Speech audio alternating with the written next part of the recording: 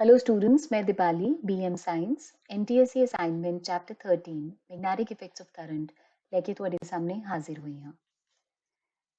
ਅੱਜ ਦੀ ਕਲਾਸ ਦਾ ਫੋਕਸ ਅਗੇਨ एनटीएससी एग्जाम ਤੇ ਹੈ which is going to be held on 13 December 2020.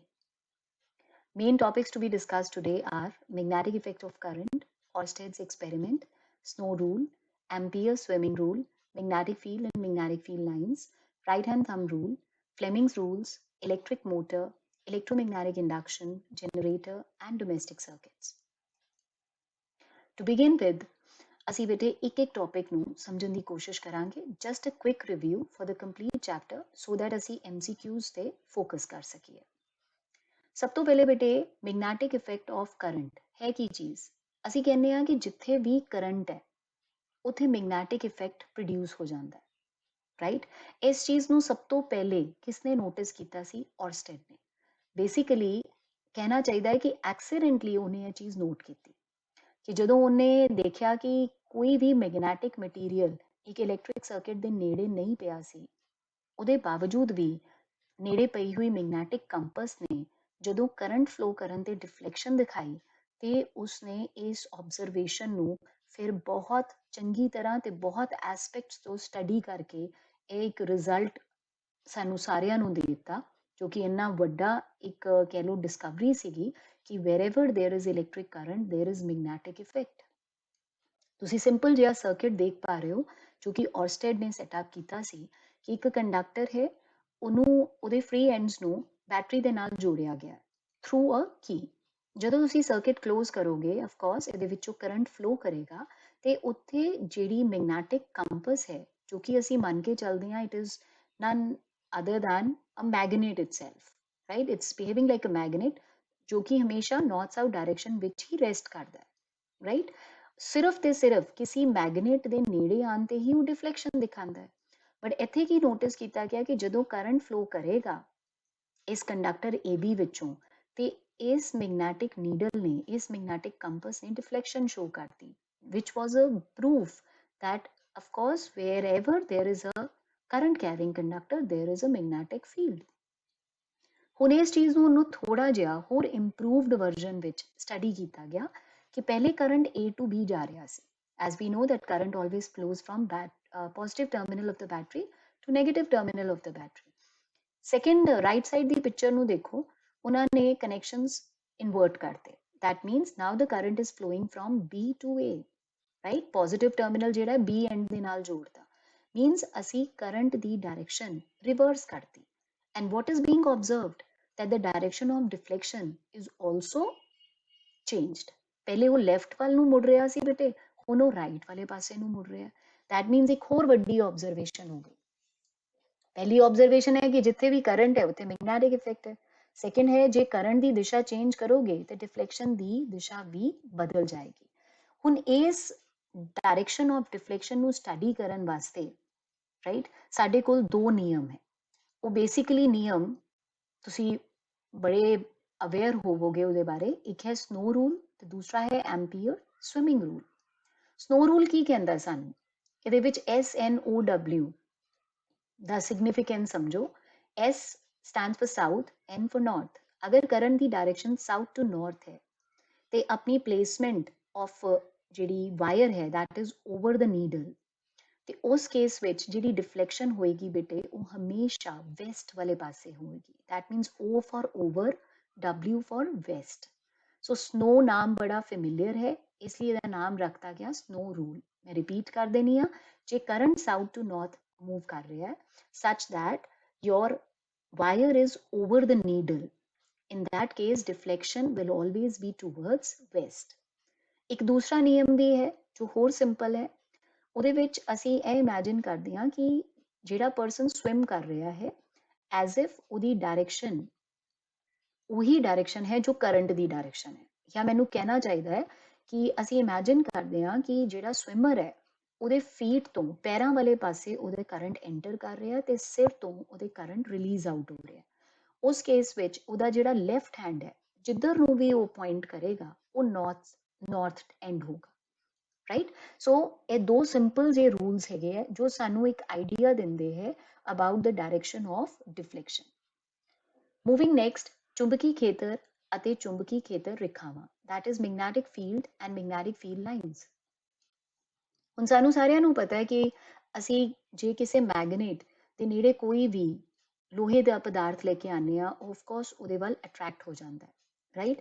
ਹੁਣ ਜੇ ਮੈਂ ਉਹਨੂੰ ਮੰਨ ਲਓ 2 ਸੈਂਟੀਮੀਟਰ ਦੀ ਦੂਰੀ ਤੇ ਰੱਖਾਂ ਤੇ ਉਹ ਅਟਰੈਕਟ ਹੋ ਗਿਆ, ਹੁਣ ਮੈਂ ਉਹਦਾ ਡਿਸਟੈਂਸ ਇਨਕਰੀਜ਼ ਕਰਾਂਗੀ 3 ਸੈਂਟੀਮੀਟਰ, 4 ਸੈਂਟੀਮੀਟਰ, 5, ਸਲੋਲੀ ਐਂਡ ਸਟੈਡੀਲੀ ਮੈਂ ਆਇਰਨ ਸਬਸਟੈਂਸ ਨੂੰ ਮੈਗਨੇਟ ਤੋਂ ਦੂਰ ਲੈ ਕੇ ਜਾਵਾਂਗੀ।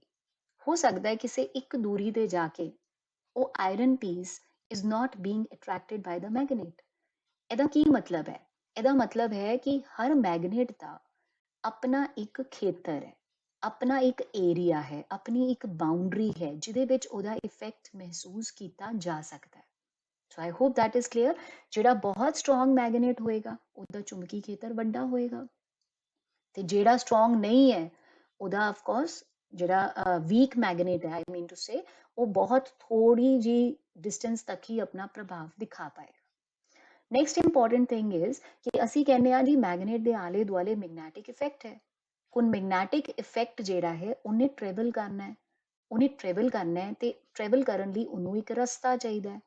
ਉਹ ਰਸਤਾ ਜਿਹੜਾ ਹੈ, ਉਹਨਾਂ ਰਸਤਾ ਨੂੰ ਅਸੀਂ ਕਹਿ ਸਕਦੇ ਹਾਂ ਕਿ ਉਹ ਇੱਕ ਇਮੈਜਿਨਰੀ, ਸਟ੍ਰੇਟ ਜਾਂ ਕਰਵਡ ਲਾਈਨਸ ਹੈਗੀਆਂ, ਰੇਖਾਵਾਂ ਹੈਗੀਆਂ, ਚੁੰਬਕੀ ਖੇਤਰ ਰੇਖਾਵਾਂ, ਜਿਨ੍ਹਾਂ ਦੇ ਅਲੋਂਗ ਅਸੀਂ ਕਵਾਂਗੇ ਕਿ the magnetic effect travels।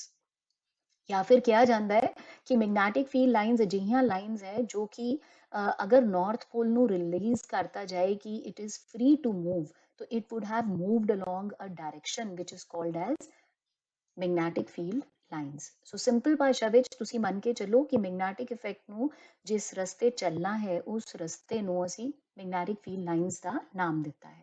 ਹੁਣ ਇਹਨਾਂ ਦੀ ਡਾਇਰੈਕਸ਼ਨਸ ਕੀ ਹੁੰਦੀਆਂ? ਮੈਗਨੈਟਿਕ ਫੀਲਡ ਲਾਈਨਸ ਜਿਹੜੀਆਂ ਹਮੇਸ਼ਾ ਨਾਰਥ ਟੂ ਸਾਊਥ ਮੂਵ ਕਰਨਗੀਆਂ ਬਾਹਰਲੇ ਪਾਸੇ, ਤੇ ਅੰਦਰਲੇ ਪਾਸੇ ਉਹ ਸਾਊਥ ਟੂ ਨਾਰਥ ਮੂਵ ਕਰਨਗੀਆਂ।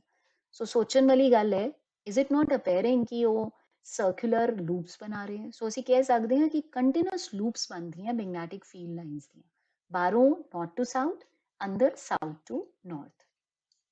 ਇੱਕ ਹੋਰ ਬੜਾ ਇੰਪੋਰਟੈਂਟ ਐਸਪੈਕਟ ਹੈ ਜਿਹੜਾ ਲਾਸਟ ਪੁਆਇੰਟ ਤੁਸੀਂ ਇਸ ਸਲਾਈਡ ਤੇ ਦੇਖ ਰਹੇ ਹੋ, ਕਿ ਦੋ ਜਿਹੜੀਆਂ ਮੈਗਨੈਟਿਕ ਫੀਲਡ ਲਾਈਨਸ ਹੁੰਦੀਆਂ ਬੇਟੇ, ਉਹ ਕਦੇ ਵੀ ਇੰਟਰਸੈਕਟ ਨਹੀਂ ਕਰਦੀਆਂ, ਇੱਕ ਦੂਸਰੇ ਨੂੰ ਕੱਟਦੀਆਂ ਨਹੀਂ ਹੈਗੀਆਂ। ਇਸ ਗੱਲ ਨੂੰ ਜ਼ਰਾ ਜਿਹਾ ਧਿਆਨ ਨਾਲ ਸਮਝੋ। ਜਿਹੜੀ ਮੈਗਨੈਟਿਕ ਫੀਲਡ ਲਾਈਨ ਹੈ, ਅਸੀਂ ਕਹਤਾ ਜੀ ਇਮੈਜਿਨਰੀ ਹੈ, ਅਸੀਂ ਦੇਖ ਨਹੀਂ ਸਕਦੇ। ਦੂਸਰੀ ਗੱਲ ਅਸੀਂ ਬੋਲੀ ਹੈ ਸਟ੍ਰੇਟ ਵੀ ਹੋ ਸਕਦੀ ਹੈ ਤੇ ਕਰਵਡ ਵੀ ਹੋ ਸਕਦੀ ਹੈ। ਹੁਣ ਜੇ ਤਾਂ ਸਟ੍ਰੇਟ ਹੈ, ਤਾਂ ਸਟ੍ਰੇਟ ਦਾ ਮਤਲਬ ਹੈ ਸਾਨੂੰ ਡਾਇਰੈਕਸ਼ਨ ਕਲੀਅਰ ਹੈ, ਲੈਫਟ ਟੂ ਰਾਈਟ ਹੈ ਜਾਂ ਰਾਈਟ ਟੂ ਲੈਫਟ ਹੈ, ਅਪਵਰਡਸ ਹੈ ਜਾਂ ਡਾਊਨਵਰਡਸ ਹੈ, ਦੈਟ ਇਜ਼ ਓਕੇ। ਸਟ੍ਰੇਟ ਦਾ ਕੋਈ ਚੱਕਰ ਨਹੀਂ ਹੈ। ਕਰਵਡ ਬਾਰੇ ਸੋਚੋ, ਜੇ ਮੇਰੀ ਮੈਗਨੈਟਿਕ ਫੀਲਡ ਲਾਈਨ ਕਰਵਡ ਹੈ ਤੇ ਮੈਨੂੰ ਕਿਸੇ ਬਿੰਦੂ ਤੇ ਕੋਈ ਪੁੱਛ ਲਵੇ ਕਿ ਵੀ ਮੈਗਨੈਟਿਕ ਫੀਲਡ ਦੀ ਦਿਸ਼ਾ ਕਿਹੜੀ ਹੋਏਗੀ, ਡਾਇਰੈਕਸ਼ਨ ਕਿਹੜੀ ਹੋਏਗੀ, ਤਾਂ ਕਰਵਡ ਲਾਈਨ ਤੋਂ ਹਮੇਸ਼ਾ ਹੀ ਮੈਗਨੈਟਿਕ ਫੀਲਡ ਦੀ ਡਾਇਰੈਕਸ਼ਨ ਕਿੱਦਾਂ ਪਤਾ ਕੀਤੀ ਜਾਂਦੀ ਹੈ? ਉਸ ਪੁਆਇੰਟ ਤੇ ਟੈਂਜੈਂਟ ਬਣਾ ਕੇ, ਠੀਕ ਹੈ। ਹੁਣ ਦੂਸਰਾ ਐਸਪੈਕਟ ਲੈ ਲਓ ਜਿਹੜਾ ਇੱਥੇ ਡਿਸਕਸ ਕਰ ਰਹੇ ਹਾਂ, ਕਿ ਦੋ ਲਾਈਨਸ, ਮੰਨ ਲਓ ਦੋ ਮੈਗਨੈਟਿਕ ਫੀਲਡ ਲਾਈਨਸ ਕਿਸੇ ਬਿੰਦੂ ਤੇ ਇੰਟਰਸੈਕਟ ਕਰ ਰਹੀਆਂ। ਜਿਹੜਾ ਪੁਆਇੰਟ ਆਫ ਇੰਟਰਸੈਕਸ਼ਨ ਹੋਏਗਾ, ਦੋਨੋਂ ਹੀ ਰੇਖਾਵਾਂ ਵਾਸਤੇ ਅਲੱਗ-ਅਲੱਗ ਟੈਂਜੈਂਟ ਡਰਾ ਕੀਤੇ ਜਾਣਗੇ। ਉਹਦਾ ਮਤਲਬ ਕਿ ਪੁਆਇੰਟ ਆਫ ਇੰਟਰਸੈਕਸ਼ਨ ਇੱਕ ਅਜਿਹਾ ਪੁਆਇੰਟ ਬਣ ਜਾਏਗਾ ਜਿੱਥੇ ਅਸੀਂ ਕਵਾਂਗੇ ਕਿ ਮੈਗਨੈਟਿਕ ਫੀਲਡ ਦੀਆਂ ਦੋ ਦਿਸ਼ਾਵਾਂ ਨੇ, which is not possible। ਇਹ ਰੀਜ਼ਨ ਹੈ ਕਿ ਅਸੀਂ ਕਹਿੰਦੇ ਹਾਂ ਕਿ no two magnetic field lines can intersect each other। Moving next, ਸਿੱਧੇ ਚਾਲਕ ਵਿੱਚੋਂ ਬਿਜਲੀ ਧਾਰਾ ਪ੍ਰਵਾਹਿਤ ਹੋਣ ਕਾਰਨ ਚੁੰਬਕੀ ਖੇਤਰ। ਹੁਣ ਜਿੱਦਾਂ ਔਰਸਟੇਡ ਨੇ ਜਿਹੜਾ ਸੈਟਅਪ ਲਗਾਇਆ ਸੀ ਬੇਟਾ, ਸਿਮਿਲਰ ਸੈਟਅਪ ਤੁਸੀਂ ਦੁਬਾਰਾ ਦੇਖ ਰਹੇ ਹੋ ਵਿਦ ਅ ਮਾਈਲਡ ਚੇਂਜ ਕੀ ਹੈ ਬੇਟਾ? ਜਿਹੜਾ ਕੰਡਕਟਰ ਅਸੀਂ ਲਿੱਤਾ ਸੀ ਔਰਸਟੇਡ ਐਕਸਪੈਰੀਮੈਂਟ ਵਿੱਚ, ਉਸ ਕੰਡਕਟਰ ਨੂੰ ਹੁਣ ਇੱਕ ਕਾਰਡਬੋਰਡ ਦੇ ਥਰੂ ਪਾਸ ਕਰਾਤਾ ਹੈ, ਰਾਈਟ। ਤੇ ਇਸ ਕਾਰਡਬੋਰਡ ਦੇ ਉੱਤੇ ਮੰਨ ਲਓ ਅਸੀਂ ਇੱਕ ਵਾਈਟ ਸ਼ੀਟ ਲਗਾਈ ਹੋਈ ਹੈ, ਬਾਕੀ ਸਾਰਾ ਸੈਟਅਪ ਸੇਮ ਹੈ। ਇੱਕ ਸਵਿਚ ਹੈ, ਐਮੀਟਰ ਤੋਂ ਚਲੋ ਕਰੰਟ ਨੋਟ ਹੋ ਸਕਦਾ ਹੈ, you can see rheostat over there and battery is there. ਜਦੋਂ ਸਰਕਿਟ ਕੰਪਲੀਟ ਹੋਏਗਾ ਇਹਦੇ ਵਿੱਚੋਂ ਕਰੰਟ ਫਲੋ ਕਰੇਗਾ। ਆਫ ਕੋਰਸ ਸਾਨੂੰ ਹੁਣ ਪਤਾ ਹੈ ਕਿ ਜੇ ਕਰੰਟ ਫਲੋ ਕਰੇਗਾ ਤੇ ਇੱਥੇ ਮੈਗਨੈਟਿਕ ਇਫੈਕਟ ਪ੍ਰੋਡਿਊਸ ਹੋਏਗਾ। ਉਸ ਮੈਗਨੈਟਿਕ ਇਫੈਕਟ ਨੂੰ ਜਾਂ ਉਹਦੇ ਮੈਗਨੈਟਿਕ ਫੀਲਡ ਲਾਈਨਸ ਨੂੰ ਸਟੱਡੀ ਕਰਨ ਲਈ ਅਸੀਂ ਕੀ ਕਰਾਂਗੇ? ਅਸੀਂ ਇਸ ਕਾਰਡਬੋਰਡ ਦੇ ਉੱਤੇ ਥੋੜੇ ਜਿਹੇ ਆਇਰਨ ਫਿਲਿੰਗਸ ਸਪ੍ਰਿੰਕਲ ਕਰ ਦਾਂਗੇ ਤੇ ਨਾਲ ਹੀ ਅਸੀਂ ਇਸ ਕਾਰਡਬੋਰਡ ਦੀ ਟੈਪਿੰਗ ਕਰਾਂਗੇ। what we will observe ਕਿ ਇਹਦੇ ਅਰਾਊਂਡ concentric circles ਬਣਨੇ ਸ਼ੁਰੂ ਹੋ ਜਾਣਗੇ। ਇਹ concentric circles ਹੋਰ ਕੁਝ ਨਹੀਂ ਹੋਣਗੇ, they are the magnetic field lines. So that is a very very simple experiment. ਮੈਂ ਉਮੀਦ ਕਰਦੀ ਹਾਂ ਸ਼ਾਇਦ ਤੁਸੀਂ ਸਾਰਿਆਂ ਨੇ ਇਹ ਇੱਕ ਵਾਰ ਆਪਣਾ ਕਰਕੇ ਵੀ ਦੇਖਿਆ ਹੋਵੇਗਾ। ਨੈਕਸਟ ਥਿੰਗ ਇਜ਼ ਕਿ ਜਿਹੜੀਆਂ ਮੈਗਨੈਟਿਕ ਫੀਲਡ ਲਾਈਨਸ ਹੁਣ ਡਿਵੈਲਪ ਹੋਈਆਂ ਹੁਣ ਇਹਨਾਂ ਦੀ ਬੇਟਾ ਡਾਇਰੈਕਸ਼ਨ ਕਿੱਦਾਂ ਪਤਾ ਕੀਤੀ ਜਾ ਸਕਦੀ ਹੈ। that can be judged from a simple rule, that is right hand thumb rule, ਸੱਜਾ ਹੱਥ ਅੰਗੂਠਾ ਨਿਯਮ। ਇਹਨੂੰ ਸਮਝਣ ਵਾਸਤੇ ਤੁਸੀਂ ਸਾਰੇ ਪੇਪਰ ਪੈਨ ਲੈ ਕੇ ਤੇ ਬੈਠੇ ਹੀ ਹੋ ਬੇਟਾ, ਆਪਣਾ ਪੈਨ ਜਿਹੜਾ ਹੈ ਉਹ ਰਾਈਟ ਹੈਂਡ ਵਿੱਚ ਪਕੜ ਲਓ। ਰਾਈਟ, ਤੁਸੀਂ ਇਮੇਜਿਨ ਕਰੋ ਕਿ ਜਿਹੜਾ ਤੁਹਾਡਾ ਪੈਨ ਹੈ ਉਹ ਇੱਕ ਕੰਡਕਟਰ ਦਾ ਕੰਮ ਕਰ ਰਿਹਾ ਹੈ। ਰਾਈਟ, ਤੇ ਤੁਹਾਡਾ ਜਿਹੜਾ ਅੰਗੂਠਾ ਹੈ ਰਾਈਟ ਹੈਂਡ ਦਾ, ਸੱਜੇ ਹੱਥ ਦਾ, ਉਹ ਤੁਸੀਂ ਇਸ ਦਿਸ਼ਾ ਵਿੱਚ ਸੈੱਟ ਕਰਨਾ ਹੈ ਜਿੱਧਰ ਵੀ ਤੁਸੀਂ ਕਰੰਟ ਨੂੰ ਇਮੇਜਿਨ ਕਰ ਰਹੇ ਹੋ। ਜੇ ਤੁਸੀਂ ਕਰੰਟ ਕਹਿ ਰਹੇ ਹੋ ਕਿ ਉੱਪਰ ਹੈ ਤੇ ਤੁਹਾਡਾ ਥੰਬ ਉੱਪਰਲੇ ਪਾਸੇ ਹੋਣਾ ਚਾਹੀਦਾ, ਜਿੱਦਾਂ ਤੁਸੀਂ ਰਾਈਟ ਸਾਈਡ ਦੀ ਪਿਕਚਰ ਵਿੱਚ ਦੇਖ ਰਹੇ ਹੋ। ਦੂਸਰੀ ਤਰਫ ਜੇ ਤੁਸੀਂ ਮੰਨ ਰਹੇ ਹੋ ਕਿ ਕਰੰਟ ਥੱਲੇ ਨੂੰ ਜਾ ਰਿਹਾ ਹੈ ਤੇ ਤੁਸੀਂ ਲੈਫਟ ਸਾਈਡ ਦੀ ਪਿਕਚਰ ਨੂੰ ਇਮੇਜਿਨ ਕਰਕੇ ਆਪਣਾ ਹੱਥ ਇਦਾਂ ਸੈੱਟ ਕਰੋ ਕਿ ਤੁਸੀਂ ਪੈਨ ਹੋਲਡ ਕੀਤਾ ਹੋਇਆ ਆਪਣੇ ਰਾਈਟ ਹੈਂਡ ਵਿੱਚ ਔਰ ਤੁਹਾਡਾ ਥੰਬ ਜਿਹੜਾ ਹੈ ਉਹ ਨੀਚੇ ਨੂੰ ਡਾਇਰੈਕਟ ਕਰ ਰਿਹਾ ਹੈ। ਜਦੋਂ ਤੁਸੀਂ ਥੰਬ ਦੀ ਪੋਜੀਸ਼ਨਿੰਗ ਸੈੱਟ ਕਰ ਲਈ ਤਾਂ ਤੁਸੀਂ ਆਬਜ਼ਰਵ ਕਰਨਾ ਹੈ ਕਿ ਤੁਹਾਡੇ ਹੱਥਾਂ ਦਾ ਜਿਹੜਾ ਕਰਲ ਹੈ, ਫਿੰਗਰਸ ਦਾ ਜਿਹੜਾ ਕਰਲ ਹੈ, ਰਾਈਟ, ਉਹ ਕਿਸ ਪਾਸੇ ਹੈ। ਇਨ ਬੋਥ ਕੇਸਿਸ ਯੂ ਕੈਨ ਆਬਜ਼ਰਵ, ਕਰਕੇ ਦੇਖ ਰਹੇ ਹੋ। ਮੈਂ ਉਮੀਦ ਕਰ ਰਹੀ ਹਾਂ ਕਿ ਜੇ ਅਪਵਰਡ ਤੁਹਾਡਾ ਥੰਬ ਹੈ ਤੇ ਤੁਹਾਡੀ ਉਂਗਲੀਆਂ ਜਿਹੜੀਆਂ ਉਹਨਾਂ ਦਾ ਕਰਲ ਐਂਟੀ ਕਲੌਕਵਾਈਜ਼ ਹੈ। ਦੈਟ ਮੀਨਸ 12 11 10 9 ਇਦਾਂ ਨੂੰ ਹੱਥ ਘੁੰਮ ਰਿਹਾ ਜੇ ਤੁਸੀਂ ਘੜੀ ਇਮੇਜਿਨ ਕਰੋ, that is anti-clockwise। ਤੇ ਜੇ ਮੇਰਾ ਥੰਬ ਥੱਲੇ ਨੂੰ ਹੈ ਤੇ curl of my fingers clockwise move ਕਰ ਰਹੀਆਂ, ਯਾਨੀ ਕਿ 12 1 2 3।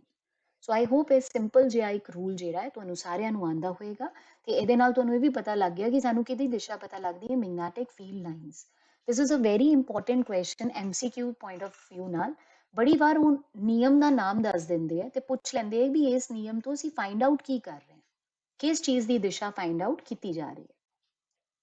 ਮੂਵਿੰਗ ਨੈਕਸਟ, ਬਿਜਲੀ ਧਾਰਾ ਵਾਲੇ ਗੋਲਾਕਾਰ ਰੂਪ ਕਾਰਨ ਚੁੰਬਕੀ ਖੇਤਰ। ਹੁਣ ਬੇਟਾ ਜਿਹੜਾ ਅਸੀਂ ਹੁਣੇ ਹੀ ਐਕਸਪੈਰੀਮੈਂਟ ਡਿਸਕਸ ਕੀਤਾ ਹੈ, ਪਹਿਲੇ ਔਰਸਟੈਡ ਦਾ ਡਿਸਕਸ ਕੀਤਾ, ਫਿਰ ਅਸੀਂ ਕਿਹਾ ਕਿ ਜੀ ਕਨਸੈਂਟ੍ਰਿਕ ਮੈਗਨੈਟਿਕ ਫੀਲਡ ਲਾਈਨਸ ਬਣਦੀਆਂ ਹੈ ਸਟ੍ਰੇਟ ਕੰਡਕਟਰ ਦੇ ਸਰਾਊਂਡਿੰਗ ਵਿੱਚ। ਤੁਸੀਂ ਇਮੇਜਿਨ ਕਰੋ ਜਿਹੜਾ ਉਹ ਸਟ੍ਰੇਟ ਕੰਡਕਟਰ ਸੀ, ਮੰਨ ਲਓ ਕੋਈ ਤਾਰ ਹੈ। ਹੁਣ ਜੇ ਉਸ ਤਾਰ ਨੂੰ ਮੈਂ ਗੋਲਾਈ ਵਿੱਚ ਘੁਮਾਦਾ, ਮੀਨਸ ਉਹਨੂੰ ਗੋਲਾਕਾਰ ਰੂਪ ਦੇਦਾ ਤੇ ਉਹਦੇ ਫ੍ਰੀ ਐਂਡਸ ਤੋਂ ਮੈਂ ਬੈਟਰੀ ਨਾਲ ਕਨੈਕਸ਼ਨ ਕਰਕੇ ਕਰੰਟ ਪਾਸ ਕਰਾ ਦਾਂ ਤੇ ਉਹ ਵੀ ਇੱਕ ਕਰੰਟ ਕੈਰਿੰਗ ਕੰਡਕਟਰ ਹੈ, ਉਹਦੇ ਵੀ ਸਰਾਊਂਡਿੰਗ ਵਿੱਚ ਮੈਗਨੈਟਿਕ ਫੀਲਡ ਲਾਈਨਸ ਬਣਨਗੀਆਂ। ਲੇਕਿਨ ਨੈਚੁਰਲ ਜੀ ਗੱਲ ਹੈ, ਗੋਲਾਈ ਵਿੱਚ ਹੈ ਤੇ ਦੋਨੋਂ ਸਿਰਿਆਂ ਤੇ ਤੁਹਾਨੂੰ ਵੱਖ-ਵੱਖ ਤਰੀਕੇ ਨਾਲ right hand thumb rule apply ਕਰਕੇ ਤੁਹਾਨੂੰ ਉੱਥੇ ਮੈਗਨੈਟਿਕ ਫੀਲਡ ਲਾਈਨਸ ਫਾਈਂਡ ਕਰਨੀਆਂ ਪੈਣਗੀਆਂ। ਤੇ ਇਹਦੇ ਵਿੱਚ ਕੁਝ ਇੰਟਰਸਟਿੰਗ ਚੀਜ਼ਾਂ ਨੋਟ ਕਰਨ ਨੂੰ ਮਿਲਦੀਆਂ। ਇੱਕ ਤੇ ਪਹਿਲੇ ਸਾਨੂੰ ਇਹਦਾ ਫਾਰਮੂਲਾ ਆਉਣਾ ਚਾਹੀਦਾ ਕਿ ਮੈਗਨੈਟਿਕ ਫੀਲਡ ਕਿੰਨੀ ਹੋਵੇਗੀ ਇਸ ਗੋਲਾਕਾਰ ਜਿਹੜੀ ਸਰਕੂਲਰ ਕੋਇਲ ਹੈ ਉਹਦੇ ਵਿੱਚ। ਉਹ ਬੇਸਿਕਲੀ 3 ਫੈਕਟਰਸ ਤੇ ਡਿਪੈਂਡ ਕਰੇਗੀ। ਇੱਕ ਤਾਂ ਬੇਟਾ I, ਉਹਦੇ ਉਹ ਸਿੱਧਾ ਅਨੁਪਾਤੀ ਹੋਏਗੀ, right, B is directly proportional to I। ਦੂਸਰਾ ਜੇ ਮੈਂ ਨੰਬਰ ਆਫ ਟਰਨਸ ਦੀ ਗੱਲ ਕਰਦਾ ਤੇ ਉਹਦੇ ਵੀ ਉਹ ਸਿੱਧਾ ਹੀ ਡਿਪੈਂਡੈਂਟ ਹੋਏਗੀ, ਡਾਇਰੈਕਟਲੀ ਪ੍ਰੋਪੋਰਸ਼ਨਲ ਹੋਏਗੀ to N also, B proportional to N। ਜਿੰਨੇ ਜ਼ਿਆਦਾ ਟਰਨਸ ਹੋਣਗੇ ਉਨੀ ਜ਼ਿਆਦਾ ਮੈਗਨੈਟਿਕ ਫੀਲਡ, ਜਿੰਨਾ ਜ਼ਿਆਦਾ ਕਰੰਟ ਹੋਏਗਾ ਉਨੀ ਜ਼ਿਆਦਾ magnetic field. And the third factor that is R, radius of the concentric circles। ਹੁਣ ਇਹਦੇ ਨਾਲ ਇਹ ਇਨਵਰਸਲੀ ਰਿਲੇਟਡ ਹੈ, ਮੀਨਸ ਜਿੱਦਾਂ ਜਿੱਦਾਂ ਦੂਰੀ ਵੱਧਦੀ ਜਾਏਗੀ ਮੈਗਨੈਟਿਕ ਫੀਲਡ ਘਟਦਾ ਜਾਏਗਾ। ਸੋ ਮੈਂ ਕੰਪਾਈਲਡ ਫਾਰਮ ਵਿੱਚ ਇੱਕ ਤੁਹਾਨੂੰ ਫਾਰਮੂਲਾ ਦੱਸ ਦਿੰਨੀ ਆ, ਪਲੀਜ਼ ਨੋਟ ਕਰ ਲਓ। B is equal to mu naught Ni by R। ਇਹਦੇ ਵਿੱਚ mu naught ਇੱਕ ਕਾਂਸਟੈਂਟ ਹੈ, N ਜਿਹੜਾ ਹੈ ਨੰਬਰ ਆਫ ਟਰਨਸ ਹੈ, I ਜਿਹੜਾ ਹੈ ਉਹ ਕਰੰਟ ਹੈ ਤੇ R ਜਿਹੜਾ ਹੈ ਉਹ ਰੇਡੀਅਸ ਹੈ। ਮੂਵਿੰਗ ਨੈਕਸਟ, ਸੋਲੇਨੋਇਡ ਵਿੱਚ ਪ੍ਰਵਾਹਿਤ ਬਿਜਲੀ ਤਾਰਾਂ ਦੇ ਕਾਰਨ ਚੁੰਬਕੀ ਖੇਤਰ। ਨਾਓ ਬਿਫੋਰ ਡੂਇੰਗ ਦਿਸ ਸਾਨੂੰ ਇਹ ਪਤਾ ਹੋਣਾ ਚਾਹੀਦਾ ਵੀ ਸੋਲੇਨੋਇਡ ਕੀ ਹੈ। ਸੋਲੇਨੋਇਡ ਬੇਸਿਕਲੀ ਕੀ ਹੈ ਕਿ ਇੱਕ ਵਾਇਰ ਨੂੰ ਬਹੁਤ ਜ਼ਿਆਦਾ ਵਾਈਂਡਿੰਗਸ ਦਿੱਤੀਆਂ ਜਾਣ, ਠੀਕ ਹੈ। ਮੰਨ ਲਓ ਇੱਕ ਪੈਨਸਿਲ ਦੇ ਅਰਾਊਂਡ ਮੈਂ ਬਹੁਤ ਕਲੋਜ਼ ਟਰਨਸ ਦੇ ਦਾਂ ਵਾਇਰ ਦੇ, ਸੱਚ ਦੈਟ ਜਿੱਦਾਂ ਤੁਸੀਂ ਸਪਰਿੰਗ ਦੇਖਿਆ ਬੇਟਾ, ਉਸ ਤਰੀਕੇ ਨਾਲ ਜੇ ਅਸੀਂ ਡਿਵੈਲਪ ਕਰ ਲਈਏ ਤਾਂ that is called as a solenoid. So ਇਹਦੇ ਜਿਹੜੇ ਫ੍ਰੀ ਐਂਡਸ ਹੋਣਗੇ, ਜੇ ਇਹਨੂੰ ਕਿਸੇ ਬੈਟਰੀ ਦੇ ਨਾਲ ਜੋੜ ਦਿੱਤਾ ਜਾਏ ਤੇ ਇਹ ਵੀ ਤਾਂ ਇੱਕ ਕਰੰਟ ਕੈਰਿੰਗ ਡਿਵਾਈਸ ਬਣ ਗਿਆ। ਹੁਣ ਇਸ ਕਰੰਟ ਕੈਰਿੰਗ ਡਿਵਾਈਸ ਦੇ ਆਲੇ ਦੁਆਲੇ ਵੀ ਮੈਗਨੈਟਿਕ ਫੀਲਡ ਹੋਏਗਾ ਜਿਹਨੂੰ ਅਸੀਂ ਸਟੱਡੀ ਆਰਾਮ ਨਾਲ ਕਰ ਸਕਦੇ ਹਾਂ। ਬਟ ਕੁਝ ਇੰਟਰਸਟਿੰਗ ਫੈਕਟਸ ਨੇ ਅਬਾਊਟ ਦਿਸ। ਕਿਹਾ ਜਾਂਦਾ ਹੈ ਕਿ ਜਿੱਦਾਂ ਬਾਰ ਮੈਗਨੇਟ ਹੈ, ਜਿੰਨੀ ਵੀ ਲੰਬਾਈ ਬਾਰ ਮੈਗਨੇਟ ਦੀ ਹੈ, ਜੇ ਮੈਂ ਉਸੇ ਲੰਬਾਈ ਦਾ ਇੱਕ ਸੋਲੋਨੋਇਡ ਤਿਆਰ ਕਰ ਲਾਂ ਤੇ ਦੋਨਾਂ ਦਾ ਮੈਗਨੈਟਿਕ ਫੀਲਡ ਕਾਫੀ ਕੰਪੈरेबल ਹੋਵੇਗਾ। ਇਨ ਕੰਪੈਰੀਜ਼ਨ ਜਿੱਦਾਂ ਪਹਿਲੇ ਅਸੀਂ ਸਟ੍ਰੇਟ ਕੰਡਕਟਰ ਕੀਤਾ, ਸਰਕੂਲਰ ਕੋਇਲ ਕੀਤਾ, ਉਹਨਾਂ ਦਾ ਮੈਗਨੈਟਿਕ ਫੀਲਡ ਇੰਨਾ ਸਟਰੋਂਗ ਨਹੀਂ ਹੈ, but solenoid is giving a good comparison to a bar magnet. ਇਸ ਤੋਂ ਇਲਾਵਾ ਸਾਨੂੰ ਇਹ ਪਤਾ ਹੋਣਾ ਚਾਹੀਦਾ ਹੈ ਕਿ ਜਿਹੜਾ ਸੋਲੋਨੋਇਡ ਹੈ ਇਹਦੇ ਅੰਦਰ ਜਿਹੜੀਆਂ ਮੈਗਨੈਟਿਕ ਫੀਲਡ ਲਾਈਨਸ ਹੋਣਗੀਆਂ ਉਹ ਯੂਨੀਫਾਰਮ ਹੋਣਗੀਆਂ, ਲੇਕਿਨ ਉੱਪਰ ਤੇ ਥੱਲੇ ਇਹਦੀ ਯੂਨੀਫਾਰਮਿਟੀ ਜਿਹੜੀ ਹੈ ਉਹ ਲੂਜ਼ ਹੋ ਜਾਏਗੀ। ਮੂਵਿੰਗ ਨੈਕਸਟ, ਸੋਲੋਨੋਇਡ ਦੇ ਅੰਦਰ ਪ੍ਰਬਲ ਚੁੰਬਕੀ ਖੇਤਰ ਦਾ ਉਪਯੋਗ ਕਿਸੇ ਚੁੰਬਕੀ ਪਦਾਰਥ ਜਿਵੇਂ ਨਰਮ ਲੋਹੇ ਨੂੰ ਸੋਲੋਨੋਇਡ ਦੇ ਅੰਦਰ ਰੱਖ ਕੇ ਚੁੰਬਕ ਬਣਾਉਣ ਲਈ ਕੀਤਾ ਜਾ ਸਕਦਾ ਹੈ। ਇਸ ਨੂੰ ਬਿਜਲ ਚੁੰਬਕ ਕਹਿੰਦੇ ਹਾਂ। ਨਾਓ ਸਾਰਿਆਂ ਨੂੰ ਸਾਨੂੰ ਇਲੈਕਟ੍ਰੋਮੈਗਨੇਟ ਦੀ ਜਾਣਕਾਰੀ ਹੈ। ਜਿੱਦਾਂ ਇਲੈਕਟ੍ਰਿਕ ਬੈਲ ਵਿੱਚ ਸਾਡੇ ਕੋਲ ਕੀ ਲੱਗਿਆ ਹੁੰਦਾ ਹੈ, ਦੈਟ ਇਜ਼ ਇਲੈਕਟ੍ਰੋਮੈਗਨੇਟ। ਨਾਮ ਤੋਂ ਹੀ ਤੁਹਾਨੂੰ ਅੰਦਾਜ਼ਾ ਹੋ ਰਿਹਾ ਹੈ ਕਿ ਅਜਿਹਾ ਮੈਗਨੇਟ ਜੋ ਕਿ ਮੈਗਨੈਟਿਜ਼ਮ ਸ਼ੋ ਕਰਦਾ ਹੈ with the electrical impact, means ਜਦ ਤੱਕ ਉਹਦੇ ਵਿੱਚ ਕਰੰਟ ਫਲੋ ਕਰ ਰਿਹਾ ਹੈ ਉਹ ਮੈਗਨੈਟਿਕ ਟ੍ਰੇਡ ਦਿਖਾਏਗਾ, ਅਦਰਵਾਈਜ਼ ਨਹੀਂ ਦਿਖਾਏਗਾ। ਹੁਣ ਜਿੱਦਾਂ ਤੁਸੀਂ ਸੋਲੋਨੋਇਡ ਇਮੇਜਿਨ ਕੀਤਾ, ਮੈਂ ਇੱਕ ਪੈਨਸਿਲ ਵਾਂਗ ਤੁਹਾਨੂੰ ਦੱਸਿਆ, ਜੇ ਕਿਸੇ ਫਲੈਟ ਕੋਈ ਮੇਰੇ ਕੋਲ ਰੈਕਟੈਂਗੂਲਰ ਸੌਫਟ ਆਇਰਨ ਦਾ ਪੀਸ ਹੈ, ਮੈਂ ਉਹਦੇ ਉੱਤੇ ਇੱਕ ਵਾਇਰ ਦੀ ਵਾਈਂਡਿੰਗ ਕਰਤੀ, ਖੂਬ ਸਾਰੀਆਂ ਟਰਨਸ ਦੇਤੀਆਂ। ਟਰਨ ਜ਼ਿਆਦਾ ਦੇਣ ਨਾਲ ਕੀ ਹੋ ਰਿਹਾ ਬੇਟੇ, ਸਟਰੈਂਥ ਆਫ ਮੈਗਨੈਟਿਕ ਫੀਲਡ ਵੱਧ ਰਹੀ ਹੈ। ਹੁਣ ਇਹਨੂੰ ਜੇ ਮੈਂ ਕਰੰਟ ਦੀ ਸੋਰਸ ਦੇ ਨਾਲ ਕਨੈਕਟ ਕਰਦਾ, ਮੀਨਸ ਇਹਦੇ ਵਿੱਚੋਂ ਜੇ ਕਰੰਟ ਪਾਸ ਕਰਾਦਾ ਤੇ ਇਹ ਪੂਰਾ soft iron core starts behaving like a magnet. But ਇਹ ਸੌਫਟ ਆਇਰਨ ਕੋਰ ਮੈਗਨੇਟ ਨਹੀਂ ਹੈ, ਇਹ ਕੀ ਹੈ, ਇਲੈਕਟ੍ਰੋਮੈਗਨੇਟ। ਕਿਉਂਕਿ ਦ ਮੋਮੈਂਟ ਮੈਂ ਸਵਿਚ ਆਫ ਕਰਾਂਗੀ ਤੇ ਲੋਹੇ ਦਾ ਪੀਸ ਵਾਪਸ ਲੋਹੇ ਦਾ ਪੀਸ ਬਣ ਜਾਏਗਾ, it is no more a magnet. Moving next, ਚੁੰਬਕੀ ਖੇਤਰ ਵਿੱਚ ਕਿਸੇ ਬਿਜਲੀ ਤਾਰਾ ਵਾਲੇ ਚਾਲਕ ਉੱਤੇ ਬਲ। ਹੁਣ ਇਹ ਬੜਾ ਹੀ ਇੰਟਰਸਟਿੰਗ ਫੈਕਟ ਹੈ। ਜਿੱਦਾਂ ਅਸੀਂ ਸਾਰੇ ਜਾਣਦੇ ਹਾਂ ਕਿ ਜੇ ਇੱਕ ਚੁੰਬਕ ਦੇ ਨੇੜੇ ਦੂਸਰਾ ਚੁੰਬਕ ਲੈ ਕੇ ਆਓਗੇ ਤੇ ਬੇਟਾ ਉਹ ਉਸ ਤੇ ਫੋਰਸ ਲਗਾਏਗਾ ਹੀ ਲਗਾਏਗਾ, ਜਾਂ ਅਟਰੈਕਟਿਵ ਜਾਂ ਰਿਪਲਸਿਵ। ਫੋਰਸ ਤੇ ਲੱਗਣੀ ਹੀ ਹੈ, ਬਲ ਤੇ ਲੱਗਣਾ ਹੀ ਹੈ। ਉਹੀ ਚੀਜ਼ ਇੱਥੇ ਹੈ, ਸਿਰਫ ਡਿਫਰੈਂਸ ਕੀ ਹੈ, ਇੱਕ ਮੈਗਨੇਟ ਹੈ ਤੇ ਦੂਸਰਾ ਕਰੰਟ ਕੈਰਿੰਗ ਕੰਡਕਟਰ ਹੈ। ਸਾਨੂੰ ਪੂਰਾ ਚੈਪਟਰ ਦਾ ਰਿਵਿਊ ਲੈਂਦੇ ਲੈਂਦੇ ਇੱਕ ਗੱਲ ਤੇ ਰੱਟ ਗਈ ਹੋਣੀ ਹੈ ਕਿ ਜਿਹੜਾ ਕਰੰਟ ਕੈਰਿੰਗ ਕੰਡਕਟਰ ਹੁੰਦਾ ਹੈ ਉਹ ਕੁਝ ਹੋਰ ਨਹੀਂ ਹੈ, ਉਹ ਮੈਗਨੇਟ ਹੀ ਹੈ। ਸੋ ਕਹਿਣ ਦਾ ਭਾਵ ਤੁਸੀਂ ਇੱਕ ਮੈਗਨੇਟ ਦੇ ਨੇੜੇ ਦੂਜਾ ਮੈਗਨੇਟ ਲੈ ਕੇ ਆਇਓ ਤੇ ਉਸ ਤੇ ਬਲ ਲੱਗ ਰਿਹਾ। ਬਹੁਤ ਸਿੰਪਲ ਕੰਸੈਪਟ ਹੈ, ਬਟ ਮੈਂ ਅਕਸਰ ਦੇਖਿਆ ਕਿ ਇਸ ਐਕਟੀਵਿਟੀ ਤੇ ਆ ਕੇ ਬੱਚੇ ਕਾਫੀ ਕਨਫਿਊਜ਼ ਹੋ ਜਾਂਦੇ। So I think now the concept is very simple. ਤੁਸੀਂ ਚਿੱਤਰ ਵਿੱਚ ਦੇਖ ਪਾ ਰਹੇ ਹੋ ਇੱਕ ਹਾਰਸ਼ੂ ਮੈਗਨੇਟ ਹੈ ਜਿਹਦੇ ਵਿੱਚ ਉਹਨਾਂ ਨੇ ਸਸਪੈਂਡ ਕੀਤਾ ਹੈ ਇੱਕ ਕੰਡਕਟਰ। ਉਸ ਕੰਡਕਟਰ ਦੇ ਫ੍ਰੀ ਐਂਡਸ ਨੂੰ ਕਿਹਦੇ ਨਾਲ ਕਨੈਕਟ ਕੀਤਾ ਹੋਇਆ ਹੈ, ਬੈਟਰੀ ਦੇ ਨਾਲ, ਥਰੂ ਅ ਕੀ। ਜਦੋਂ ਸਵਿਚ ਔਨ ਕਰ ਦਿਓ, ਕਰੰਟ ਫਲੋ ਕਰਦਾ ਹੈ ਤੇ ਤੁਹਾਡਾ ਉਹ ਜਿਹੜਾ ਕੰਡਕਟਰ ਹੈ ਉਹ ਕੰਡਕਟਰ ਨਹੀਂ ਹੈ, ਉਹ ਕਰੰਟ ਕੈਰਿੰਗ ਕੰਡਕਟਰ ਹੈ, ਦੈਟ ਮੀਨਸ ਉਹ ਮੈਗਨੇਟ ਹੈ। ਸੋ ਇੱਕ ਮੈਗਨੇਟ ਨੂੰ ਤੁਸੀਂ ਹਾਰਸ਼ੂ ਮੈਗਨੇਟ ਦੇ ਕਹਿ ਲਓ ਐਟਮੋਸਫੇਅਰ ਵਿੱਚ ਰੱਖਿਆ ਹੈ ਜਾਂ ਉਹਦੇ ਫੀਲਡ ਵਿੱਚ ਰੱਖਿਆ ਹੈ ਤੇ ਉਸ ਤੇ ਫੋਰਸ ਲੱਗਣੀ ਹੀ ਲੱਗਣੀ ਹੈ। ਨਾਓ ਦ ਇੰਟਰਸਟਿੰਗ ਪੁਆਇੰਟ ਇਜ਼ ਕਿ ਜਿਹੜੀ ਫੋਰਸ ਹੈ ਉਹ ਕਿੱਦਾਂ ਲੱਗਣੀ ਹੈ, ਕਿਸ ਡਾਇਰੈਕਸ਼ਨ ਵਿੱਚ ਲੱਗਣੀ ਹੈ, ਟੂਵਰਡਸ ਅੰਦਰ ਨੂੰ ਲੱਗਣੀ ਹੈ, ਇਨਵਰਡਸ ਜਾਂ ਆਊਟਵਰਡਸ। ਇਸ ਚੀਜ਼ ਨੂੰ ਸਟੱਡੀ ਕਰਨ ਲਈ ਸਾਡੇ ਕੋਲ ਇੱਕ ਬਹੁਤ ਇੰਪੋਰਟੈਂਟ ਤੇ ਸਿੰਪਲ ਜਿਹਾ ਰੂਲ ਹੈ, again that is Fleming's rule. Fleming ਦਾ ਕਿਹੜਾ ਰੂਲ ਸਾਨੂੰ ਡਾਇਰੈਕਸ਼ਨ ਆਫ ਫੋਰਸ ਦੱਸਦਾ ਹੈ, that is left hand rule. So ਤੁਸੀਂ ਸਾਰੇ ਪਲੀਜ਼ ਮੇਰੀ ਆਵਾਜ਼ ਸੁਣ ਕੇ ਨਾਲ ਨਾਲ ਪਲੀਜ਼ ਅਪਲਾਈ ਕਰਨ ਦੀ ਕੋਸ਼ਿਸ਼ ਕਰੋ।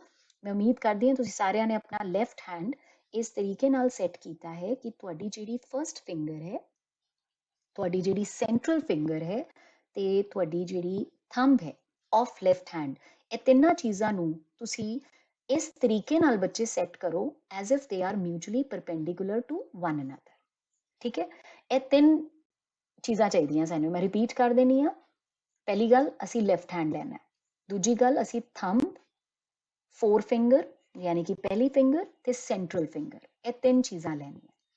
ਹੁਣ ਬਹੁਤ ਹੀ ਕਲੈਰਿਟੀ ਰੱਖਣੀ ਹੈ ਕਿ ਤਿੰਨ ਵਿੱਚੋਂ ਸਾਨੂੰ ਦੋ ਚੀਜ਼ਾਂ ਦੀਆਂ ਦਿਸ਼ਾ ਪਤਾ ਹੋਣਗੀਆਂ ਤੇ ਤੀਜੇ ਦੀ ਦਿਸ਼ਾ ਅਸੀਂ ਲੱਭਣੀ ਹੈ। ਸੋ ਇੱਥੇ ਅਸੀਂ ਕਿਹੜੀ ਦਿਸ਼ਾ ਲੱਭ ਰਹੇ ਹਾਂ, direction of motion of the conductor, ਐਸੀ ਲੱਭ ਰਹੇ ਹਾਂ। ਤੇ ਕਿਹਦੀ ਦਿਸ਼ਾ ਸਾਨੂੰ ਪਤਾ ਹੈ, ਹਾਰਸ਼ੂ ਮੈਗਨੇਟ ਸਾਨੂੰ ਪਤਾ ਹੈ, ਮਤਲਬ ਸਾਨੂੰ ਮੈਗਨੈਟਿਕ ਫੀਲਡ ਦੀ ਦਿਸ਼ਾ ਪਤਾ ਹੈ। ਤੇ ਇਸ ਤੋਂ ਇਲਾਵਾ ਸਾਨੂੰ ਕਿਹਦੀ ਡਾਇਰੈਕਸ਼ਨ ਪਤਾ ਹੈ? ਕਰੰਟ ਦੀ, ਕਿਉਂਕਿ ਕਰੰਟ ਦੀ ਬੈਟਰੀ ਦੇ ਕਨੈਕਸ਼ਨਸ ਅਸੀਂ ਆਪ ਕੀਤੇ ਹੈ, ਸਾਨੂੰ ਪਤਾ ਹੈ current positive to negative flow ਕਰੇਗਾ, ਸੋ ਉਹਦੀ ਡਾਇਰੈਕਸ਼ਨ ਦਾ ਵੀ ਸਾਨੂੰ ਆਈਡੀਆ ਹੈ। So I am coming back to the rule, please ਧਿਆਨ ਦਿਓ। ਲੈਫਟ ਹੈਂਡ ਹੈ, ਲੈਫਟ ਹੈਂਡ ਦੇ ਵਿੱਚ ਥੰਬ, ਫੋਰ ਫਿੰਗਰ ਤੇ ਸੈਂਟਰਲ ਫਿੰਗਰ ਤੁਸੀਂ ਮਿਊਚੁਅਲੀ ਪਰਪੈਂਡੀਕੂਲਰ ਰੱਖ ਲਏ। Now forefinger, F for forefinger, F for magnetic field. M magnetic ਨੂੰ skip ਕਰ ਦੋ, field short ਵਿੱਚ. So forefinger stands for field. Central finger stands for current. C for central finger, C for current. ਕਹਿਣ ਦਾ ਭਾਵ ਜਿਹੜੀ forefinger ਹੈ ਉਹਨੂੰ ਮੈਂ ਕਿੱਦਾਂ ਸੈੱਟ ਕਰਾਂਗੀ ਜਿੱਧਰ ਵੀ ਮੇਰੀ ਮੈਗਨੈਟਿਕ ਫੀਲਡ ਦੀ ਦਿਸ਼ਾ ਹੋਏਗੀ। ਦੂਸਰੀ ਚੀਜ਼, ਸੈਂਟਰਲ ਫਿੰਗਰ ਨੂੰ ਮੈਂ ਇਦਾਂ ਸੈੱਟ ਕਰਨਾ ਹੈ ਜਿੱਧਰ ਮੇਰੀ ਕਰੰਟ ਦੀ ਦਿਸ਼ਾ ਹੈ। ਜਦੋਂ ਇਹਨਾਂ ਦੋਨਾਂ ਨੂੰ ਮਿਊਚੁਅਲੀ ਪਰਪੈਂਡੀਕੂਲਰ ਰੱਖਦੇ ਹੋਏ ਤੁਸੀਂ ਐਕਸਪੈਰੀਮੈਂਟਲ ਸੈਟਅਪ ਦੇ ਅਕੋਰਡਿੰਗਲੀ ਸੈੱਟ ਕਰੋਗੇ ਬੇਟੇ, ਤਾਂ ਤੁਹਾਡਾ ਥੰਬ ਜਿੱਧਰ ਨੂੰ ਵੀ ਮੁੜੇਗਾ ਉਹ ਤੁਹਾਡੀ direction of motion of conductor ਹੋਏਗੀ। ਇਹਨੂੰ ਡਾਇਰੈਕਸ਼ਨ ਆਫ ਫੋਰਸ ਵੀ ਕਹਿੰਦੇ ਆ। ਸੋ ਇਹਨੂੰ ਯਾਦ ਕਿੱਦਾਂ ਕਰਨਾ ਹੈ? ਥੰਬ, ਮ ਤੇ ਸਾਡਾ ਜ਼ੋਰ ਪੈਂਦਾ ਹੈ, M ਉੱਥੇ ਆਇਆ, M for motion. This is the way my teacher trained me ਤੇ ਮੈਂ ਅੱਗੇ ਬੇਟਾ ਜੀ ਤੁਹਾਨੂੰ ਦੱਸ ਰਹੀ ਹਾਂ। So I hope ਤੁਸੀਂ ਇਹ ਯਾਦ ਰੱਖ ਪਾਓਗੇ। Fleming left hand rule is used to determine the direction of motion of force, right? Or you can say motion of the conductor. So ਬਹੁਤ ਹੀ ਸਿੰਪਲ ਤੇ ਬਹੁਤ ਹੀ ਇੰਪੋਰਟੈਂਟ। ਮੈਂ ਐਕਸਪੈਕਟ ਕਰਦੀ ਹਾਂ ਵੀ ਇਸ ਤੇ ਕੋਈ ਨਾ ਕੋਈ MCQ ਜ਼ਰੂਰ ਹੋਏਗਾ। Moving next, ਬਿਜਲੀ motor, that is electric motor. ਸਭ ਤੋਂ ਪਹਿਲੇ ਸਾਨੂੰ ਇਹ ਪਤਾ ਹੋਣਾ ਚਾਹੀਦਾ ਹੈ ਕੀ ਚੀਜ਼। ਇੱਕ ਸਿੰਪਲ ਜਿਹਾ ਡਿਵਾਈਸ ਹੈ ਜੋ ਬੇਟਾ ਇਲੈਕਟ੍ਰੀਕਲ એનર્ਜੀ ਨੂੰ ਮਕੈਨੀਕਲ એનર્ਜੀ ਵਿੱਚ ਕਨਵਰਟ ਕਰਦਾ ਹੈ। ਇਹਦਾ ਸਿੰਪਲ ਜਿਹਾ ਅੰਡਰਸਟੈਂਡਿੰਗ ਹੈ, ਤੁਹਾਨੂੰ ਪਤਾ ਹੈ ਕਿ ਪਾਣੀ ਦਾ ਜਿਹੜਾ ਫਲੋ ਹੁੰਦਾ ਹੈ ਹਮੇਸ਼ਾ high level to low level ਹੁੰਦਾ ਹੈ। ਕਦੀ ਅਸੀਂ ਇਹ ਨਹੀਂ ਇਮੇਜਿਨ ਕਰ ਸਕਦੇ ਕਿ lower level to upper level ਪਾਣੀ ਚਲਾ ਜਾਏ, ਪਰ ਸਾਡੇ ਘਰਾਂ ਵਿੱਚ ਮੋਟਰ ਲੱਗੀ ਹੁੰਦੀ ਹੈ ਤੇ ਅਸੀਂ ਦੇਖਿਆ ਕਿ ਥੱਲਿਓਂ ਪਾਣੀ ਦਾ ਟੈਂਕ ਜਿਹੜਾ ਹੈ ਉੱਥੋਂ ਪਾਣੀ ਜਿਹੜਾ ਹੈ ਉੱਤੇ ਵਾਲੇ ਟੈਂਕ ਤੱਕ ਪਹੁੰਚਦਾ ਹੈ। ਸੋ ਇਹ ਰਿਵਰਸ ਕੰਮ ਹੋ ਰਿਹਾ। ਕਿਉਂ ਹੋ ਰਿਹਾ? ਕਿਉਂਕਿ ਇਲੈਕਟ੍ਰੀਕਲ એનર્ਜੀ ਨੂੰ ਮੋਟਰ ਨੇ ਮਕੈਨੀਕਲ એનર્ਜੀ ਵਿੱਚ ਕਨਵਰਟ ਕਰਤਾ, ਰਾਈਟ? ਸੋ ਇਹਦਾ ਥੋੜਾ ਜਿਹਾ ਸੈਟਅਪ ਮੈਂ ਡਿਸਕਸ ਕਰਨਾ ਚਾਹਨੀ ਹਾਂ ਤੁਹਾਡੇ ਨਾਲ। ਸਭ ਤੋਂ ਪਹਿਲੇ ਤੁਹਾਨੂੰ ਡੈਫੀਨੇਸ਼ਨ ਕਲੀਅਰ ਹੋ ਗਈ, a device which is converting electrical energy into mechanical energy. ਜਿੱਦਾਂ ਤੁਸੀਂ ਦੇਖ ਰਹੇ ਹੋ ਕਿ ਡਿਜੀਟਲ ਮੋਟਰ ਇੱਕ ਅਜਿਹਾ ਘੁੰਮਣਸ਼ੀਲ ਯੰਤਰ ਹੈ ਜਿਹੜਾ ਬਿਜਲੀ ਊਰਜਾ ਨੂੰ ਯੰਤਰਿਕ ਊਰਜਾ ਵਿੱਚ ਪਰਿਵਰਤਿਤ ਕਰਦਾ ਹੈ। ਦੂਸਰਾ ਬੇਟਾ ਤੁਹਾਨੂੰ ਪਤਾ ਹੋਣਾ ਚਾਹੀਦਾ ਕਿ ਕਿਸ ਪ੍ਰਿੰਸੀਪਲ ਤੇ ਇਹ ਵਰਕ ਕਰ ਰਿਹਾ ਹੈ। ਇਹਦਾ ਪ੍ਰਿੰਸੀਪਲ ਸਾਡਾ ਲਾਸਟ ਟੌਪਿਕ ਹੈ। ਕੀ ਸੀ? that force acts on a current carrying conductor when it is placed in a magnetic field. ਮੈਂ ਰਿਪੀਟ ਕਰ ਰਹੀ ਹਾਂ ਕਿ ਕਿਸੇ ਵੀ ਕਰੰਟ ਕੈਰਿੰਗ ਕੰਡਕਟਰ ਦੇ ਉੱਤੇ ਇੱਕ ਬਲ ਲੱਗਦਾ ਹੈ ਜਦੋਂ ਅਸੀਂ ਉਹਨੂੰ ਕਿਸੇ ਵੀ ਚੁੰਬਕੀ ਖੇਤਰ ਵਿੱਚ ਰੱਖਦੇ ਹਾਂ, ਰਾਈਟ? ਸੋ ਇਸ ਬੇਸ ਤੇ ਇਹਨੂੰ ਡਿਜ਼ਾਈਨ ਕੀਤਾ ਗਿਆ। ਹੁਣ ਇਹਦੀ ਕੰਸਟਰਕਸ਼ਨ ਦੇ ਕੁਝ ਕੰਪੋਨੈਂਟਸ ਤੁਹਾਨੂੰ ਡਾਇਗਰਾਮ ਵਿੱਚ ਨਜ਼ਰ ਆ ਰਹੇ ਹੈ। ਰੈੱਡ ਕਲਰ ਨਾਲ ਤੁਹਾਨੂੰ ਨਾਰਥ ਸਾਊਥ ਪੋਲਸ ਯਾਨੀ ਕਿ ਸਟਰੋਂਗ ਮੈਗਨੈਟਿਕ ਫੀਲਡ ਨਜ਼ਰ ਆ ਰਿਹਾ। ਉਹਦੇ ਵਿਚਕਾਰ ਤੁਹਾਨੂੰ ਇੱਕ ਰੈਕਟੈਂਗੂਲਰ ਵਾਇਰ ਨਜ਼ਰ ਆ ਰਹੀ ਹੈ, ਉਹਨੂੰ ਅਸੀਂ ਆਰਮੇਚਰ ਕਹਿੰਦੇ ਆ, ਠੀਕ ਹੈ? ਉਹਦੇ ਜਿਹੜੇ ਫ੍ਰੀ ਐਂਡਸ ਹੈ ਉਹ ਹਮੇਸ਼ਾ ਕਿਹਦੇ ਨਾਲ ਜੁੜਦੇ ਨੇ? ਸਪਲਿਟ ਰਿੰਗ ਦੇ ਨਾਲ। ਸਪਲਿਟ ਰਿੰਗ ਕੀ ਮਤਲਬ ਹੈ? ਇੱਕੋ ਰਿੰਗ ਦੇ ਦੋ ਹਿੱਸੇ ਕੀਤੇ ਹੋਏ ਆ, ਰਾਈਟ? ਫਰਦਰ ਇਜ਼ ਕਿ ਜਿਹੜੀ ਸਪਲਿਟ ਰਿੰਗ ਹੈ ਉਹਨੂੰ ਬ੍ਰਸ਼ਸ ਦੇ ਨਾਲ ਜੋੜਿਆ ਹੁੰਦਾ ਹੈ and the final layout is ਕਿ ਅਸੀਂ ਉਹਨੂੰ ਬੈਟਰੀ ਦੇ ਨਾਲ ਜੋੜ ਦਿੰਦੇ ਹਾਂ through a key. This is a simple setup. Construction ਵਿੱਚ ਸਾਨੂੰ ਬਹੁਤਾ ਸਮਾਨ ਨਹੀਂ ਚਾਹੀਦਾ ਹੁੰਦਾ, ਰਾਈਟ? ਇਹਦੀ ਵਰਕਿੰਗ ਜਿਹੜੀ ਹੈ ਉਹਦੇ ਵਿੱਚ ਇੱਕ ਸਿੰਪਲ ਜਿਹਾ ਕਨਸੈਪਟ ਇਹ ਹੈਗਾ ਕਿ ਜਦੋਂ ਇਹਦੇ ਵਿੱਚ ਕਰੰਟ ਫਲੋ ਕਰੇਗਾ, ਸਟਾਰਟਿੰਗ ਵਿੱਚ ਪੋਜ਼ਿਟਿਵ ਟੂ ਨੈਗੇਟਿਵ ਜਾਣਾ ਹੈ, ਮੀਨਸ ਕਰੰਟ ਦੀ ਦਿਸ਼ਾ ABCD ਹੋਵੇਗੀ। ਉਸ ਕੇਸ ਵਿੱਚ ਬੇਟੇ ਅਸੀਂ ਕੀ ਨੋਟਿਸ ਕਰਦੇ ਹਾਂ ਕਿ ਸਾਡਾ ਜਿਹੜਾ ਆਰਮੇਚਰ ਹੈ ਉਹ ਘੁੰਮਣਾ ਸ਼ੁਰੂ ਹੋ ਜਾਏਗਾ, ਰਾਈਟ? ਜਦੋਂ ਉਹ ਰਿਵਰਸ ਘੁੰਮੇਗਾ ਤੁਸੀਂ ਇਹ ਨੋਟਿਸ ਕਰੋਗੇ ਕਿ ਜਿਹੜੇ ਕਨੈਕਸ਼ਨਸ ਹੁੰਦੇ ਆ ਬ੍ਰਸ਼ਸ ਤੇ ਰਿੰਗਸ ਦੇ, ਉਹ ਅੱਧੇ ਰੋਟੇਸ਼ਨ ਤੋਂ ਬਾਅਦ ਇੰਟਰਚੇਂਜ ਹੋ ਜਾਂਦੇ ਆ, ਜਿਹਦੇ ਕਰਕੇ ਪਹਿਲੇ ਸਾਡੀ ਡਾਇਰੈਕਸ਼ਨ ABCD ਹੈ, ਬਾਅਦ ਵਿੱਚ ਸਾਡੀ ਡਾਇਰੈਕਸ਼ਨ ਕੀ ਬਣ ਜਾਂਦੀ ਹੈ? DCBA, right? This is how ਕਿ ਇਹ ਕੰਟੀਨਿਊਸ ਮੂਵਮੈਂਟ ਚੱਲਿਆ ਰਹਿੰਦਾ ਹੈ। ਐਂਡ ਬਿਕੋਜ਼ ਇਹਦੇ ਵਿੱਚ ਇੱਕ ਹੋਰ ਇੰਪੋਰਟੈਂਟ ਚੀਜ਼ ਹੈ, ਜਦੋਂ ਇਹ ਕਨੈਕਸ਼ਨ ਟੁੱਟਦਾ ਹੈ, ਤੁਸੀਂ ਮੰਨੋ ਜਿੱਦਾਂ ਹਲੇ A ਤੇ X ਜੁਆਇੰਟ ਹੈ, Y ਤੇ D ਜੁਆਇੰਟ ਹੈ, ਰਾਈਟ? ਤੇ ਅੱਧੀ ਰੋਟੇਸ਼ਨ ਤੋਂ ਬਾਅਦ A ਨੇ Y ਨਾਲ ਜੁੜ ਜਾਣਾ ਹੈ ਤੇ X ਨੇ D ਨਾਲ ਜੁੜ ਜਾਣਾ ਹੈ, ਰਾਈਟ। ਲੇਕਿਨ ਜਦੋਂ ਕਨੈਕਸ਼ਨ ਟੁੱਟਦਾ ਹੈ ਫॉर ਫ੍ਰੈਕਸ਼ਨਸ ਆਫ ਸੈਕਿੰਡ ਤੇ ਇਹਦੇ ਹਿਸਾਬ ਨਾਲ ਤਾਂ ਮੋਟਰ ਰੁਕ ਜਾਣੀ ਚਾਹੀਦੀ ਸੀ ਕਿ ਸਰਕਟ ਟੁੱਟ ਗਿਆ। But what happens due to inertia of motion ਇਹ ਕੰਟੀਨਿਊਸਲੀ ਮੂਵ ਕਰਦਾ ਰਹਿੰਦਾ ਹੈ ਤੇ ਜਿਹੜੇ ਉਹ ਫ੍ਰੈਕਸ਼ਨਸ ਆਫ ਸੈਕਿੰਡ ਦਾ ਮੂਵਮੈਂਟ ਸਕਿਪ ਹੋਣਾ ਸੀ ਉਹ ਸਕਿਪ ਨਹੀਂ ਹੁੰਦਾ ਤੇ ਕੰਟੀਨਿਊਟੀ ਬਣੀ ਰਹਿੰਦੀ ਹੈ। ਸਿਰਫ डायरेक्शन ऑफ रोटेशन जी है वो बदलती रहेगी या डायरेक्शन ऑफ करंट जी है वो बदलती रहेगी। मूविंग नैक्सट इसकी वरतों कित्थे होंदी है?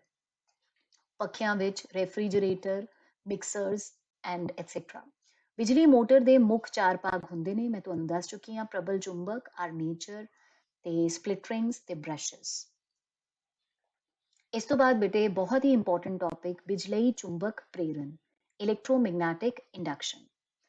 हुण काइंड ऑफ हुण तक असी चैप्टर विच जो पढ़ के आए हैं ये बिल्कुल उसते बेटा रिवर्स है। असी सिक्ख्या सी कि जिथे भी करंट है उत्थे मैग्नेटिक इफेक्ट है, मीनस मैग्नेटिक फील्ड है।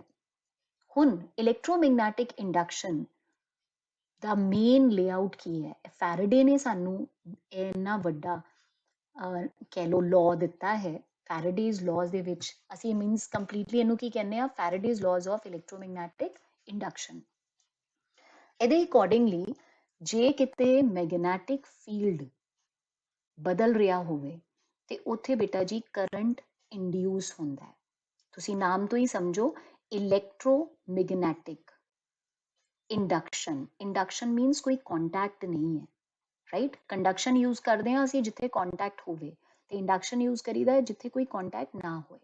ਮੈਂ ਰਿਪੀਟ ਕਰਦੀ ਹਾਂ, ਜਿੱਦਾਂ ਹੁਣ ਤੱਕ ਅਸੀਂ ਕੀ ਸਿੱਖ ਕੇ ਆਏ ਸੀ, ਸਾਨੂੰ ਔਰਸਟੈਡ ਨੇ ਕੀ ਸਿਖਾਇਆ ਸੀ ਕਿ ਕਰੰਟ ਕੈਰਿੰਗ ਕੰਡਕਟਰ ਦੇ ਆਲੇ ਦੁਆਲੇ ਮੈਗਨੈਟਿਕ ਫੀਲਡ ਹੁੰਦਾ ਹੈ।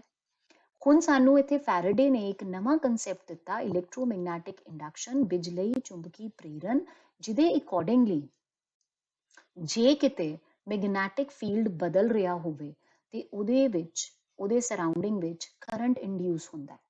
ਹੁਣ ਇਸ ਚੀਜ਼ ਨੂੰ ਸਮਝਣ ਵਾਸਤੇ ਤੁਸੀਂ ਡਾਇਗਰਾਮ ਨੂੰ ਧਿਆਨ ਨਾਲ ਦੇਖੋ। ਇਹਦੇ ਵਿੱਚ ਇੱਕ ਕੋਇਲਡ ਵਾਇਰ ਤੁਹਾਨੂੰ ਨਜ਼ਰ ਆ ਰਹੀ ਹੈ ਜਿਹਦੇ ਫ੍ਰੀ ਐਂਡਸ ਨੂੰ ਇੱਕ ਗਲਵੈਨੋਮੀਟਰ ਦੇ ਨਾਲ ਜੋੜਿਆ ਗਿਆ, ਰਾਈਟ।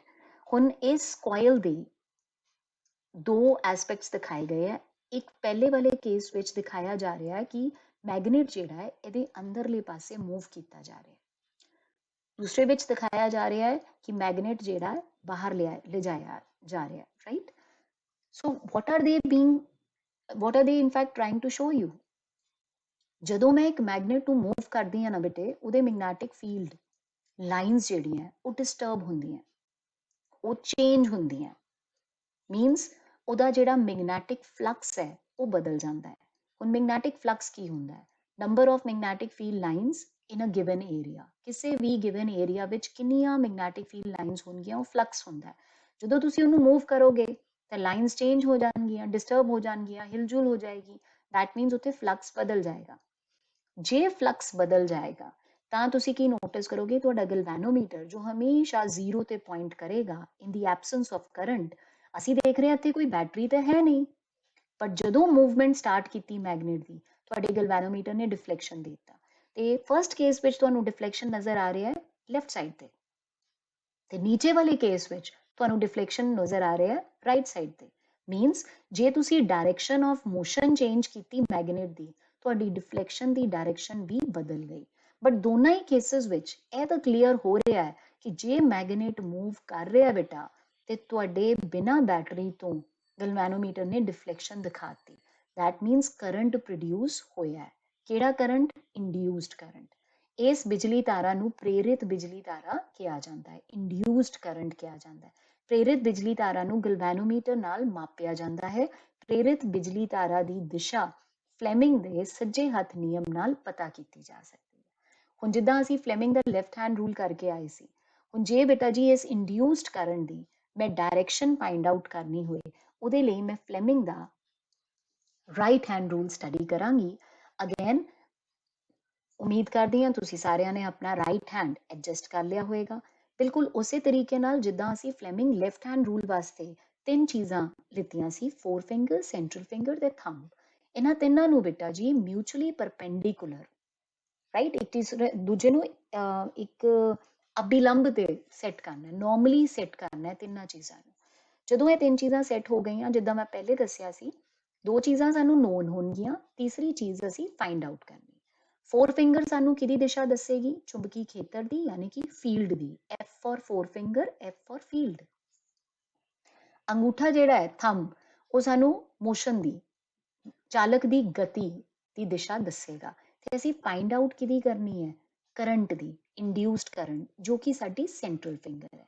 ਭਾਵ ਇੱਥੇ ਸਾਨੂੰ ਥੰਬ ਦੀ ਦਿਸ਼ਾ ਆਪਣੇ ਆਪ ਸੈੱਟ ਕਰਨੀ ਹੈ, ਫੋਰ ਫਿੰਗਰ ਦੀ ਦਿਸ਼ਾ ਆਪਣੇ ਆਪ ਸੈੱਟ ਕਰਨੀ ਹੈ ਐਜ਼ ਪਰ ਦ ਐਕਸਪੈਰੀਮੈਂਟਲ ਸੈਟਅਪ। ਜਦੋਂ ਇਹ ਦੋਨੋਂ ਚੀਜ਼ਾਂ ਨੂੰ ਅਸੀਂ ਸੈੱਟ ਕਰ ਲਾਂਗੇ, ਥੰਬ ਨੂੰ ਤੇ ਫੋਰ ਫਿੰਗਰ ਨੂੰ, ਤੇ ਜਿਸ ਪਾਸੇ ਵੀ ਸਾਡੀ ਸੈਂਟਰਲ ਫਿੰਗਰ ਪੁਆਇੰਟ ਆਊਟ ਕਰੇਗੀ ਬੇਟੇ, ਉਹ ਸਾਨੂੰ ਡਾਇਰੈਕਸ਼ਨ ਆਫ ਇੰਡਿਊਸਡ ਕਰੰਟ ਦੇਗੀ। ਮੂਵਿੰਗ ਨੈਕਸਟ, ਬਿਜਲੀ ਜਨਰੇਟਰ। ਹੁਣ ਅਸੀਂ ਪਹਿਲੇ ਬੇਟਾ ਜੀ ਮੋਟਰ ਕਰਕੇ ਆਏ ਹਾਂ, ਇਹ ਡਿਵਾਈਸ ਉਸ ਤੋਂ ਰਿਵਰਸ ਹੋ ਗਿਆ। ਮੋਟਰ ਵਿੱਚ ਅਸੀਂ ਕਿਹਾ ਸੀ ਕਿ it is a device which converts electrical energy into mechanical energy. But generator is a device which converts your mechanical energy into electrical energy. So ਬਿਜਲੀ ਧਾਰਾ ਦੋ ਪ੍ਰਕਾਰ ਦੀ ਹੁੰਦੀ ਹੈ, ਇਹ ਤੁਹਾਨੂੰ ਕਲੀਅਰ ਹੈ। ਇੱਕ AC ਤੇ ਇੱਕ DC ਨੂੰ ਪਰਤਵੀਂ ਬਿਜਲੀ ਧਾਰਾ ਕਿਹਾ ਜਾਂਦਾ ਹੈ, ਜਾਂ ਫਿਰ ਸਿੱਧੀ ਬਿਜਲੀ ਧਾਰਾ DC ਨੂੰ ਕਿਹਾ ਜਾਂਦਾ ਹੈ।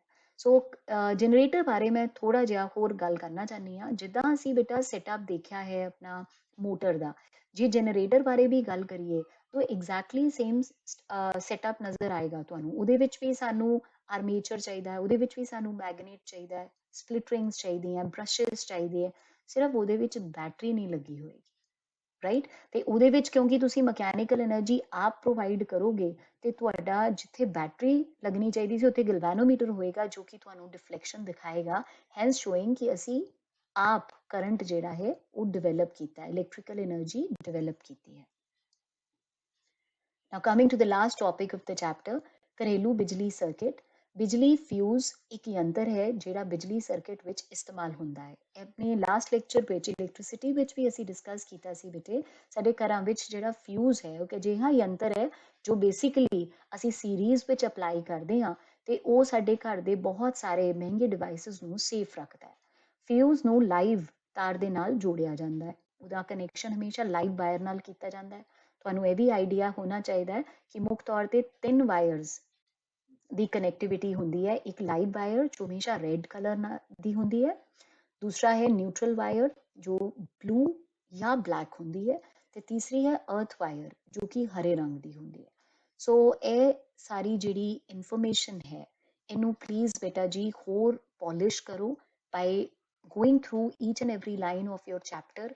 ਪੂਰੀ ਤਸੱਲੀ ਨਾਲ ਇਸ ਚੈਪਟਰ ਨੂੰ ਰੀਡ ਕਰੋ।